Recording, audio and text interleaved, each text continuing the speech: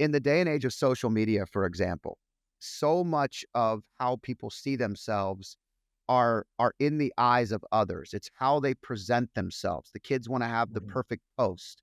They want to have, I'm in Chicago right now and I could show you the cool room or the perfect picture or whatever, but the reality is none of that matters. What matters is how I feel. Am I having a great time? How are the Mhm. people that I'm with? What is the experience we're having? Are we going to leave and have good stories? But so much of today's pressure in social media is a challenge. How do you see that with your work? How do you see social media playing a factor of maybe how individuals can step outside themselves, become a little more mentally aware, self-aware, and guide themselves towards a better path versus the comparison culture, if you will?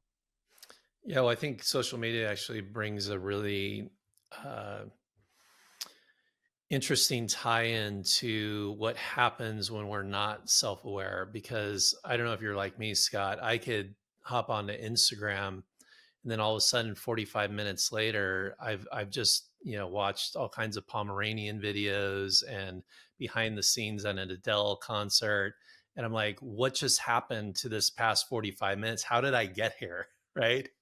So there's that part of like, I think a lot of us live our lives that way. We're just sort of unconsciously diving into something that we have no idea, like 45 minutes later, how we got here or even why we stayed so long.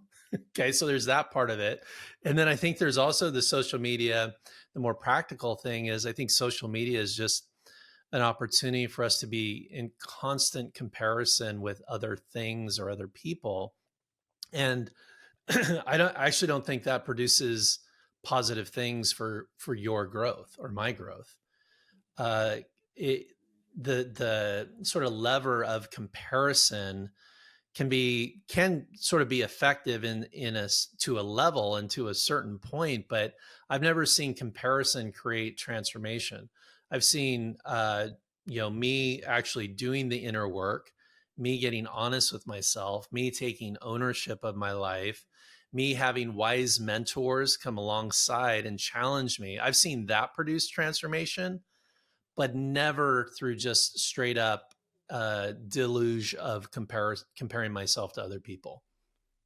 Yeah, That's a recipe for disaster. as a high performer, I think one of the most disappointing things that happens to ourselves, speaking from the same level of experience, is when I waste time. In fact, if you were to ask me why I use my phone or why I'm on my phone a lot, it's literally it starts in a way where I'm being productive. I'm looking Mhm. something up, I'm trying Right. to read an article, and all of a sudden I'm down the for me, it's the Hungarian Wislas. I'm looking at Wisla pictures. I'm sending my wife one, and then I'm watching soccer games from the night before, and then I'm sending my son like I mean, it is unreal how quickly something that starts as a productive action can turn into complete lack of productivity. And then on top of that, it almost feels like it's the new smoke break. Like we're all just living our lives to take the next smoke break where we get on our phones and separate from our actual real life that's better than the one that we're looking at in our phone. But the reality is it's wasting our time and hurting our health. Neither Yes. are good for you, smoking nor this phone. And yet I find myself doing the exact same thing, and I know better.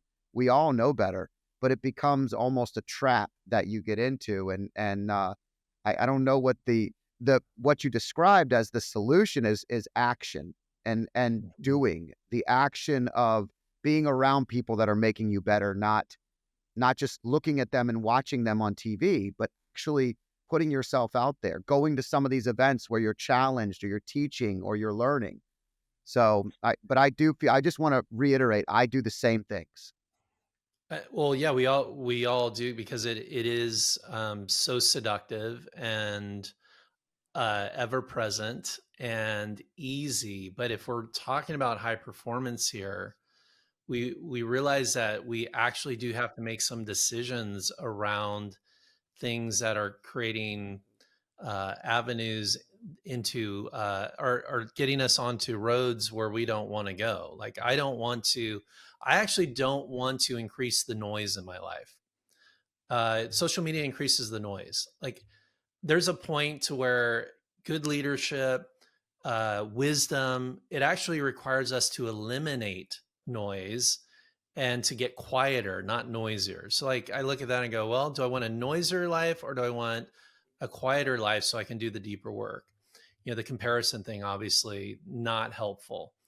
I also think about just social media is such a sedentary act. You talk about action. I'm typically sitting, head down, totally disconnected from anything in the present moment. Uh, that's a problem. It's probably why like podcasts are so much better because it allows us to be act out there. Like I could be on a Yeah, walk moving. listening to a podcast. I could be so like just the getting action into our lives and knowing that something like social media is really moves me into this sedentary state.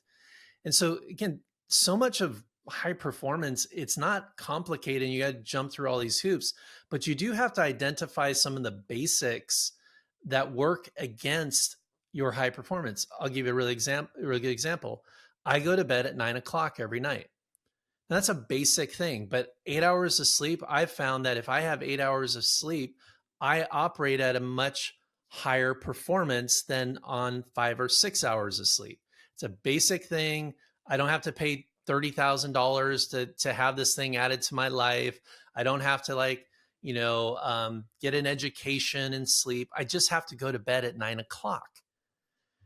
Sometimes we just make this transformation stuff way too hard. It's like sleep, hydrate, eat good food, exercise. If you do those four things, you're about 80% there.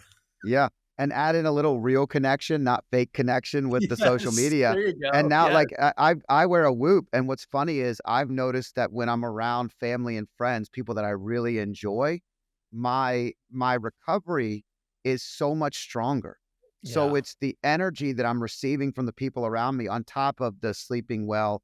I've been traveling a lot lately, and the hardest thing to do when you're changing time zones is to get on the schedule. And I've been Mhm. trying to fight with, do I stay on East Coast time or do I adjust to the new time? And I have not found the solution yet. So for the listeners, if you're listening and you have solutions on YouTube or on the podcast, go ahead and put your best examples in because I'm always trying to hack that.